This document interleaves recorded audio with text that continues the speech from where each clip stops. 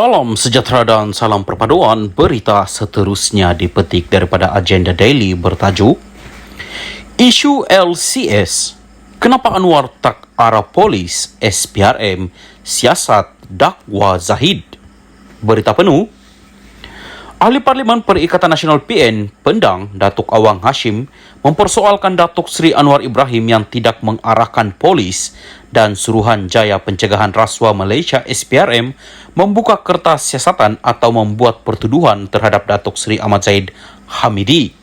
Ia kerana Perdana Menteri ketika menjadi Ketua Pembangkang sebelum ini didakwa amat lantang bersuara hingga menyatakan Zahid yang kini timbalan Perdana Menteri dan bekas Menteri Pertahanan sebagai pemimpin yang perlu menjawab isu kapal tempur pesisir LCS.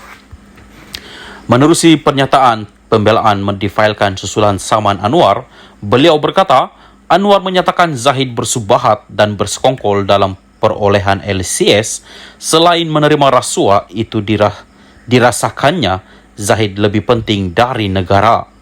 Satu konklusi jelas bahawa kerajaan plaintiff Anwar akan cuba melindungi atau melengahkan penyelesaian isu membabitkan sekutu politik terkini, namun akan bingkas dan tegas terhadap seteru politik terutama Perikatan Nasional PN. Maka ini yang dimaksudkan oleh defendant Awang sebagai strategi dan kaedah mengugut yang secara jelas bukannya merujuk kepada satu perlakuan jenayah, namun adalah strategi dan kaedah politik yang digunakan terutama dalam politik sebenar. Oleh demikian, kenyataan defendant adalah pandangan pribadi dan politik berdasarkan fakta yang sebenar, katanya dalam pernyataan pembelaan difailkan firma guaman mewakilinya, Tetuan Tengku Amilin dan Faizi di Mahkamah Tinggi semalam. Pada 3 Mac lalu, Anwar 76 yang juga pengurusi Pakatan Harapan PH memfailkan saman menerusi Tetuan SN Nair and Partners selaku plaintiff dengan menamakan Awang sebagai defendant tunggal. Anwar mendakwa bekas timbalan menteri itu mengeluarkan kenyataan fitnah apabila mendakwa sikap pendendam Perdana Menteri berhubung pendakwaan terpilih lebih teruk berbanding ketika pentadbiran pimpinan Tun Dr. Mahathir Mohamad. Memetik BH, Awang membuat kenyataan berhubung pendakwaan terpilih itu ketika ditemui media di lobi Parlimen pada 21 Februari lalu. Dengan merujuk pendakwaan terhadap bekas Ketua Penerangan Bersatu, Datuk Wan Saiful Wanjan, yang berdepan dua pertuduhan meminta dan menerima rasuah RM6.9 juta, Awang dilaporkan mendakwa ia adalah permulaan daripada tindakan Perdana Menteri. Awang berkata pertuduhan ke atas Wan Saiful pada 21 Februari lalu hanya kira-kira 3 bulan daripada tarikh Anwar mengangkat sumpah sebagai Perdana Menteri pada 24 November 2022. Beliau berkata, tindakan sepantas itu yang dimaksudkannya sebagai permulaan Perdana Menteri ke-10.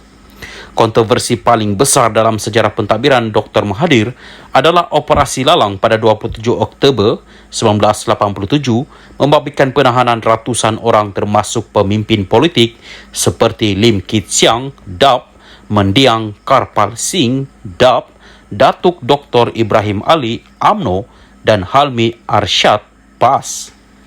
Operasi Lalang ini lanjutan daripada bantahan Dong Jiaozong terhadap guru tiada kelayakan bahasa Cina dihantar oleh Kementerian Pendidikan yang dipimpin Anwar ketika itu ke sekolah rendah jenis kebangsaan Cina. Jika dibandingkan tindakan kontroversi kerajaan Dr. Mahathir dengan tindakan kontroversi kerajaan plaintiff ketika ini, jelas menunjukkan dari jangka masa, kerajaan Dr. Mahathir melakukan operasi lalang hanya 6 tahun selepas dilantik sebagai Perdana Menteri. Pertuduhan terhadap seteru politik dibuat plaintiff pula hanya dalam tempoh 3 bulan daripada tarikh pelantikan beliau sebagai Perdana Menteri, katanya. Awang menegaskan dia tidak angku, namun hanya menyatakan pandangan pribadi dan politik berdasarkan fakta sebenar. Sememangnya plaintiff memfailkan sebanyak saman atas isu politik. Gelaran Bapa Saman Negara adalah jolokan injes gurauan kepada seseorang yang memulakan satu tren baru, iaitu dalam kes ini menyaman pengkritik politik plaintiff, katanya. Sekian berita. Salam Malaysia Madani. Salam sejahtera dan salam perpaduan. Berita seterusnya dipetik daripada Sinar Harian bertajuk Penyertaan KJ beri kelebihan kepada PN Muhammad Sanusi. Berita penuh. Kuala Lumpur, penyertaan bekas Ketua Pemuda UMNO Khairi Jamaluddin Abu Bakar dalam Perikatan Nasional PN diyakini mampu memberi kelebihan kepada gabungan parti itu untuk berdepan 6 pilihan raya negeri PRN dalam masa terdekat. Bagaimanapun, Ketua Pengarah Pilihan Raya PN Datuk Seri Muhammad Sanusi MD Nor berkata, setakat ini belum ada pengesahan bahawa bekas Menteri Kesihatan itu akan menyertai parti berkenaan. Itu hanya spekulasi lagi, tapi insya Allah kalau beliau masuk PN, ia satu kelebihan untuk kita, katanya ringkas ketika diminta mengulas mengenai kabar angin bahawa Khairi akan menyertai PN selepas dipecat daripada UMNO baru-baru ini. Beliau berkata demikian dalam sidang akbar pada Iftar Ramadan kempen dana #ID Turki and Syria anjuran PAS relief di sini pada Sabtu.